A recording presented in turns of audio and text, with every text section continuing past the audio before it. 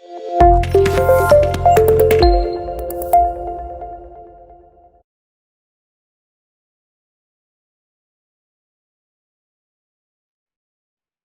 Next concept है, पहले हमने सीख लिया basic entries, shares issued at par, shares issued at premium. अब कॉन्सेप्ट है calls in arrears. Calls in arrears का मतलब क्या होता है, पहले मीनिंग समझते हैं, फिर अकाउंटिंग ट्रीटमेंट पे आएंगे।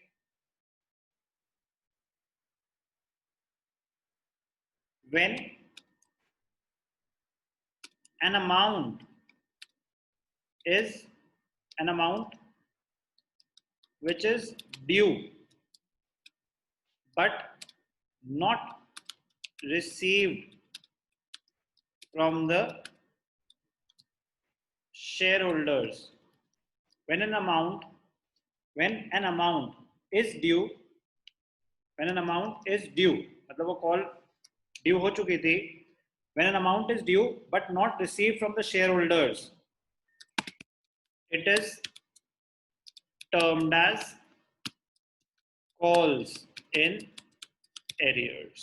It is termed as calls in arrears.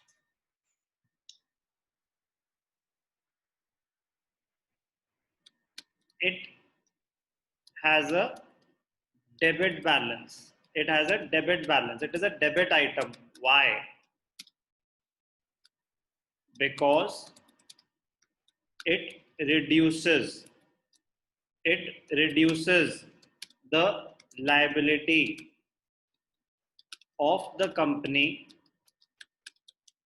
to that extent. It reduces the liability of the company to that extent. कह रहे मतलब जब कंपनी शेयर्स इशू करती है, अब ध्यान से सुनना, जैसे अलॉटमेंट मनी ड्यू थी तो एंट्री पास हो गई, share allotment to share capital, तो आपने तो कैपिटल इमीडिएटली क्रेडिट कर दी ना ड्यू के टाइम ही, तो आपने अपनी इंटरनल लायबिलिटी मान ली। लेकिन अगर उतने पैसे आपको मिले ही नहीं, कुछ एरियर्स हैं कि मेरे 1 लाख शेयर्स थे, उसमें से सबने पैसे दिए, 95,000 में मिल गए, 5,000 शेयर्स पे मुझे अलॉटमेंट और फर्स्ट कॉल मिली ही नहीं, तो अगर मुझे पैसे मिले ही नहीं तो उतनी मेरी लायबिलिटी भी नहीं होनी चाहिए ना, तो एक नया अकाउंट क्रिएट होता है कॉल्स एंड एरियर्स। तो वो डेबिट क्यों होता है? Because it reduces my liability to that extent, therefore it is a debit item, it has a debit balance. Meaning of calls and arrears: an amount which is not recovered from the shareholders. It was due but some shareholders were not in a position to pay that money, so it is termed as calls in arrears. Calls in arrears. Example समझेंगे, ध्यान से देखना, एक example create करते हैं। Example, DCC Limited issued 1 lakh shares of rupees 10 each. DCC Limited issued 1 lakh shares of rupees 10 each. Amount was payable as application 3, allotment 3, first and final call 4. 334 10 रुपए का share है, ठीक है जी, एट पार है, issue price भी 10 और face value भी 10, no premium. all the money was duly received, all the money was duly received except the call money, except the call money on 5,000 shares held by, कौन बनेगा defaulter? Held by Arjun, ठीक है। DCC Limited issued 1 lakh shares of rupees 10 each, ठीक है जी। Amount was payable as 3 on application, 3 on allotment, 4 on first and final call. सारे पैसे मिल गए, बट 5000 शेयर्स अर्जुन के पास थे, उसने एप्लीकेशन मनी दी, ओके, अलॉटमेंट मनी दी, ओके, बट वो due to some reason final call, first and final call नहीं दे पाया, तो जर्नल एंट्री में क्या चेंज आ जाएगा अभी हम देख लेते हैं। ठीक है, फॉर्मेट ले लेते हैं जल्दी से। ओके, हमने ले लिया फॉर्मेट, इसको कर देते हैं ब्लैंक। ठीक है जी,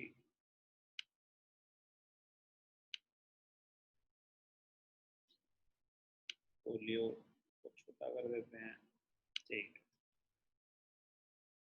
अब इसके एंट्रीज में क्या चेंज आएगा, सिंपल सा है, जल्दी जल्दी करेंगे। 1 लाख शेयर्स हैं, ₹3 ऑन एप्लीकेशन, एप्लीकेशन में तो कोई डिफॉल्ट नहीं है, तो एप्लीकेशन में जैसे एंट्री पास हो रही थी वैसे ही पास होगी, नो चेंज इन एप्लीकेशन। तो एंट्री क्या हो जाएगी, bank account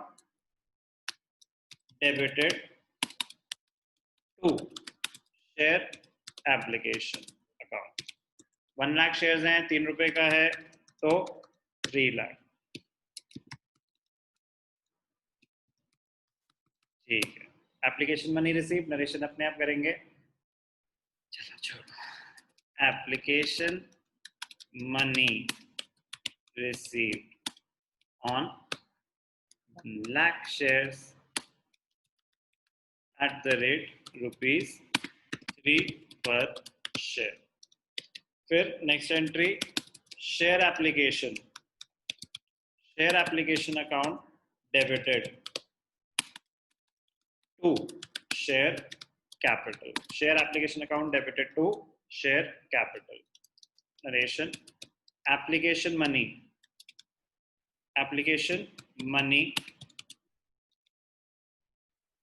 transferred to share capital। ठीक है, नेक्स्ट स्टेज अलॉटमेंट मनी कितनी है, वो भी ₹3 है, तो क्या एंट्री हो जाएगी, share allotment to share capital, share allotment to share capital, share allotment to share capital, वो भी 3 लाख, ₹3 है, 1 लाख शेयर्स हैं। ठीक है जी, नेक्स्ट नरेशन रखेंगे अपने आप, बैंक टू शेयर अलॉटमेंट, पूरे पैसे मिले हैं, यहाँ पे कोई एरियर्स नहीं है, bank account debited to share allotment, bank account debited to share allotment, पूरे पैसे मिले।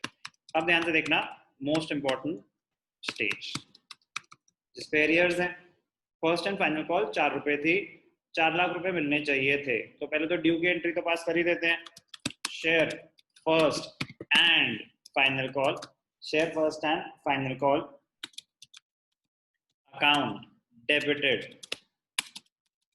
To share capital, share first and final call account debited to share capital, कितने हैं, ₹4 लाख ड्यू थे, तो ड्यू तो पूरे दिखाएंगे ना, नहीं मिले वो तो बात की बात है, आपने कंपनी ने तो मांगे होंगे ना सबसे, तो ड्यू तो पूरे हो गए, तो share capital, share first and final call receivables हैं, एसेट्स है, डेबिट हो गए, शेयर कैपिटल आपने इंटरनल लायबिलिटी मान ली अक्रूवल बेसिस के हिसाब से, ठीक है, शेयर कैपिटल क्रेडिट हो गई।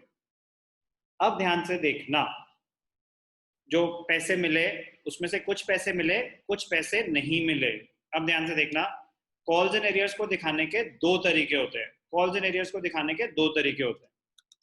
Option 1, by opening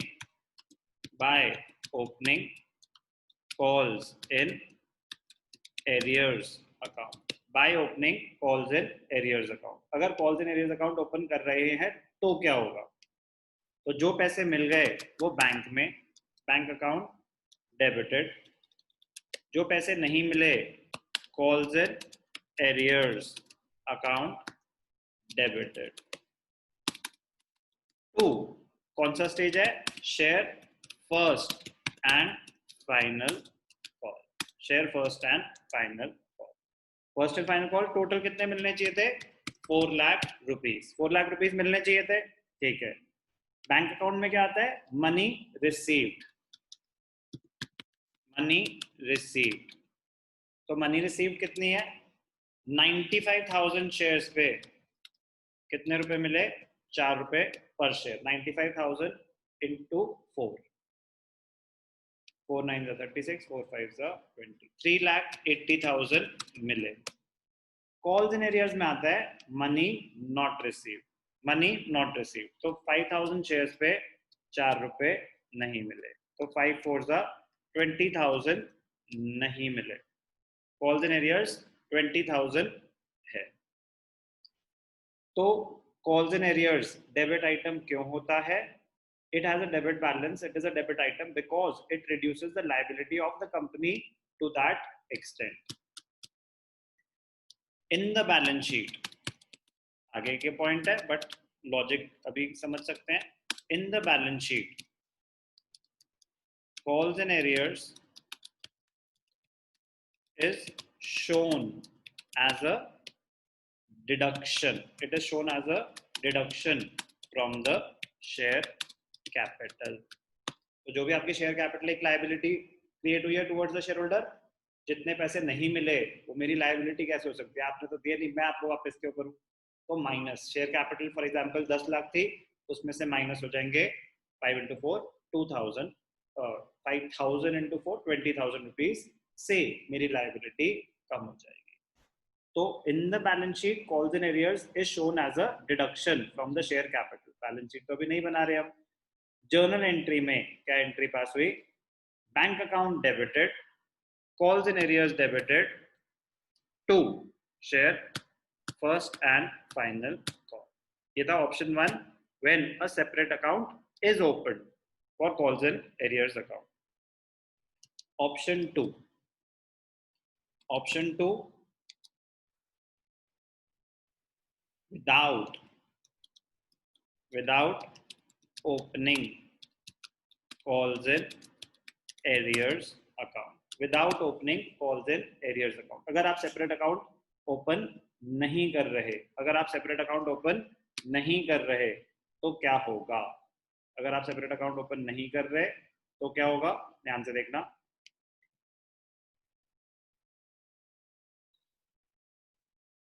an entry is passed with the net amount received, an entry is passed with the net amount received। तो क्या होगा? जो पैसे मिले bank account debited to share first and final call, to share first and final call. Net amount 3,80,000 मिला, तो entry ही उतने की पास होगी। आपका एक फिक्टिशियस रिसीवेबल पड़ा रहेगा ना, जब आपने ड्यू थी एंट्री तो share first and final call 4 lakh से डेबिट करा, एक एसेट क्रिएट हो जाता है कि हाँ 4 लाख रुपए मैंने लोगों से लेने हैं। 3,80,000 मिले तो 20,000 वहां पे बैलेंस पड़ा रहेगा, ये 20,000 अभी लोगों से लेने हैं, तो फर्स्ट एंड फाइनल कॉल में एक बैलेंस पड़ा रहेगा, है वो एरियर्स ही, क्योंकि अभी तक मिले नहीं है। On the date of closing, जब बैलेंस शीट बन रही है 31 मार्च को, प्रेजेंटेशन एग्जैक्टली सेम होगी, it will be shown as a deduction from the share capital. बस जर्नल एंट्रीज में 2 ऑप्शंस हैं आपके पास। एक, कब की बात हो रही है? When there are arrears. एक by opening calls in arrears account, एक by opening calls in arrears account, और एक without opening calls in arrears account. By opening calls in arrears, जो पैसे मिल गए बैंक अकाउंट डेबिटेड, जो पैसे नहीं मिले calls in arrears account debited। Without opening calls in arrears, a direct entry is passed with the net amount received।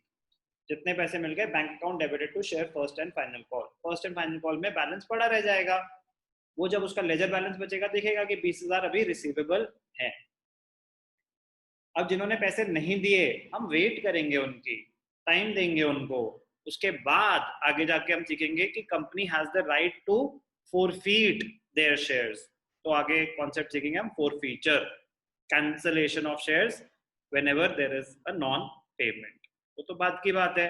अभी presentation of calls and arrears, तो भैया फिर हम कौन सा ऑप्शन फॉलो करें?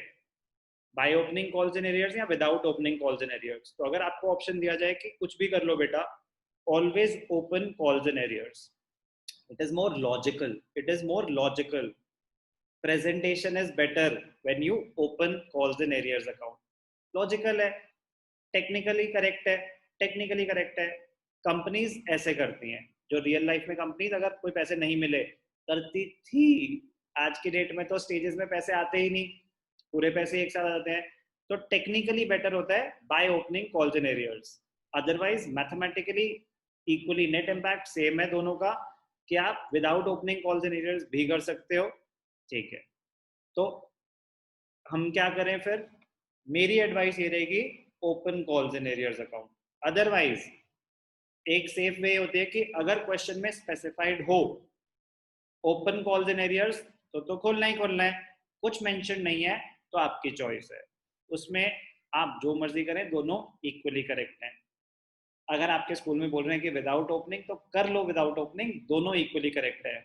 मेरी एडवाइस ये है कि टेक्निकली करेक्ट होता है bye opening calls in arrears account, दोनों इक्वली करेक्ट है। कुछ लोग ये कहते हैं कि जब क्वेश्चन में लिखा हो कि open calls in arrears account तो ही खोलना चाहिए, ऐसा नहीं होता। जब लिखा हो तो खोलना ही खोलना है, तब ऑप्शन नहीं है। जब नहीं लिखा तो आपकी मर्जी है कि आप क्या करो, दोनों इक्वली करेक्ट है। ये सीखा हमने कॉल्स इन एरियर्स। तो calls in arrears, it has a debit balance, it is a debit item because it leads to reduction in the liability of the company to that extent। तो जितनी capital है उतनी, जितने पैसे नहीं मिले उतनी लायबिलिटी कंपनी की कम हो जाती है, इसलिए उसको डेबिट आइटम माना जाता है। Calls in arrears.